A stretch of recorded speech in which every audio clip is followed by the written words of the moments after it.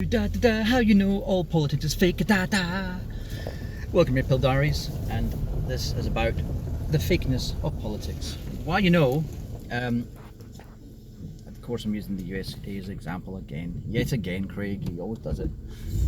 Third person usage like Trump's doing. Because Craig doesn't like that.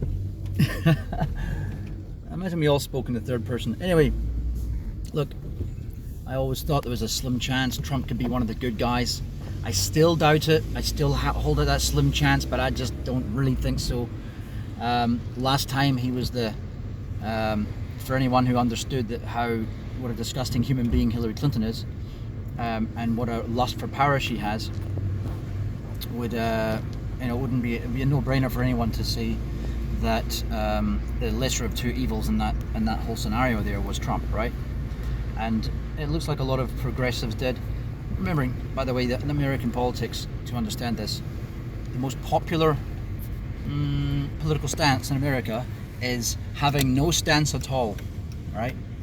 So if you could make a party which represented the people who just don't like anything that's presented to them, there's your demographic. The people that are just absolutely sick of politics, think it's all fake, think it's bullshit, think it makes no difference, think democracy means nothing, because they're the ones who are actually the most correct anyway. That they'll never be represented. The second most popular demographic would be your independents. So this is your Libertarian Party candidate, supporters, and your Greens Party, things like that. Your Jill Steins and your I was going to say Gary Johnson, but he was never a true libertarian.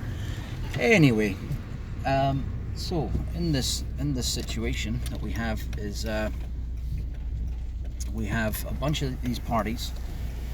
Well, we have two parties that are in control, and they're the third most popular demographic in the country. People who support Republican or Democrat, or who are dumb enough to believe that those two parties can ever make any difference when they cannot, because they're controlled and owned by the same people. Right? So basically, I was going to turn the camera off there instead of the car.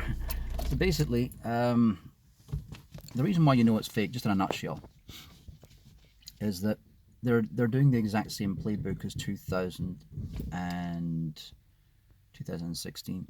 So when you had Hillary Clinton and you had she basically used fraud and funding to knock out Bernie Sanders, who had a much bigger following back then. In some ways, I'm kind of glad he got knocked out, even though I was a Bernie Sanders supporter. Kind of glad he got knocked out because he's shown his true colours. He is a shill. He's weak as piss. He's a career politician, and that's all he's ever been. And not just that, he's outed himself as being what he is, which is controlled opposition, right? And so he was probably always that. And I'm still on the fence whether Tulsi Gabbard is, but she's the only one who there's any hope of. The only two people I think from last campaign and this campaign who actually could have been something refreshing and different, but you never know, was Martin O'Malley and the Tulsi Gabbard, right? But as I say, as my mum said, she thinks they're all controlled by scopolamine, and as soon as they get in power, they get given these mind-altering drugs, which can basically make them susceptible to any suggestion. So when someone blows scopolamine powder in your face, or they call it devil's breath, they can then tell you, right, go down to empty your bank account, and after you've done that, go jump off a bridge, and the person will actually walk down and do that. So they're there, but they're not there. It's quite an amazing substance, really. It comes from the Datura plant in South America. Anyway, so that's one thing, is they're doing the exact same playbook as last time. So what Democrats are basically telling you is, vote for Trump, or else we'll give you something much worse, Hillary Clinton, or something much worse, Kamala Harris, because you're not going to get Biden, you're just going to get Kamala. As soon as that guy is in, I mean, he's already in probably late stage dementia. By the time he would be in, if people did vote for him, if the minority of the country did vote for him, because that's what they are, they're the third most popular, least popular demographic. So what would end up happening is by the time he got in power, they would basically, to make it not look like a sham, they would actually announce it just before he got in office. They would say, due to doctor recommendations, blah blah blah blah blah, Kamala Harris will now be blah blah blah, and Hillary Clinton will be nominated as the new VP, and that's you can basically just guarantee that's going to happen. They might not take the piss so much, and they might say some other puppet like Amy Klobuchar or who's the other woman, Elizabeth Warren, Pocahontas. But realistically, the chance of that party winning is just so small. So effectively, the war machine that owns both parties is telling everyone you will vote for Trump. That tells you in itself that he's not the maverick that we think he is. His own actions tell us this as well. When he, like all this Q-tard stuff about, the pedogate things that are happening, these are low-hanging fruit. These are sacrificial lambs to the big pedo club that they all are, and the United Kingdom and Australia and New Zealand and many other Western countries, all the same shit.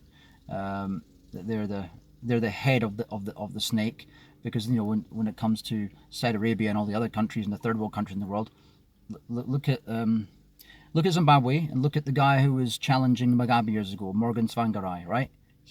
He's just a fat turd, a fat political turd. That's what you get all around the world. If you look, you just see useless turds, right? Doesn't matter what country it is. They're just lower down the rung of pieces of excrement, right? So, the other thing that Trump does to kind of expose himself is, if all this stuff is going on in the background, how come he never mentions it? There's things that people say can be taken as nuanced hints that he says, but he never actually comes out and says straight up, these pedos are going down. That's all he has to say, make a comment about someone, and I mean, even when he was given the opportunity to say something about Ghislaine Maxwell, I understand that he was supporting the innocent till proven guilty, but to fully support her like a good old buddy and almost give a wink to say you'll be all right, that's you're really showing your hand there. So again, I think politics is all fake. In the naive side of my personality, and the hopeful side, it basically holds out hope that there is a chance, and that somehow, even though evil gets attracted to power, and so basically you're not going to get a good person who's going to be easily corrupted and then do the bidding of all these evil corporations. That's going to be the realm of the person who was evil to begin with, and desired power, desired control, desired wealth, right? So all politics is fake, and we can see why. Biden is senile. Kamala Harris is a disgusting, horrible person, and always has been. She gloats about the people that she locks up. She makes a light about the fact, same as George Bush did, about the fact that Bill Clinton said he'd smoke, but he didn't inhale. George Bush actually said, not just that he'd smoked, but he'd done coke before, and yet people like him and Joe Biden made a situation where America only constitutes, how much is it of the world? Is it 15% or 5%? I think it's 5% of the world. Let's say it's 330 million out of 8.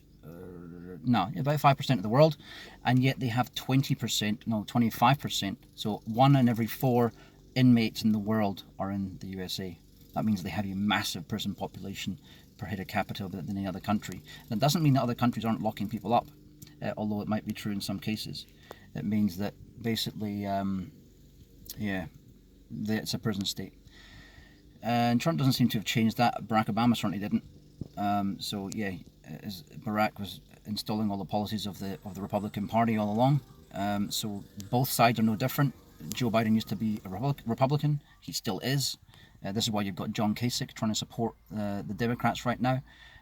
He's a Republican because they don't want Trump in, because Trump's not really, well, I don't know. It's hard to say why they're even going through the fight. Maybe it's like WWF to show a fight and make some people think it's actually real. Because if everyone just stood up there and went, yeah, we're on the same side, and start hugging each other, it wouldn't be interesting to watch the WWF wrestling, would it? Same kind of thing, political theatre. All right, cheers. That's it. Bye.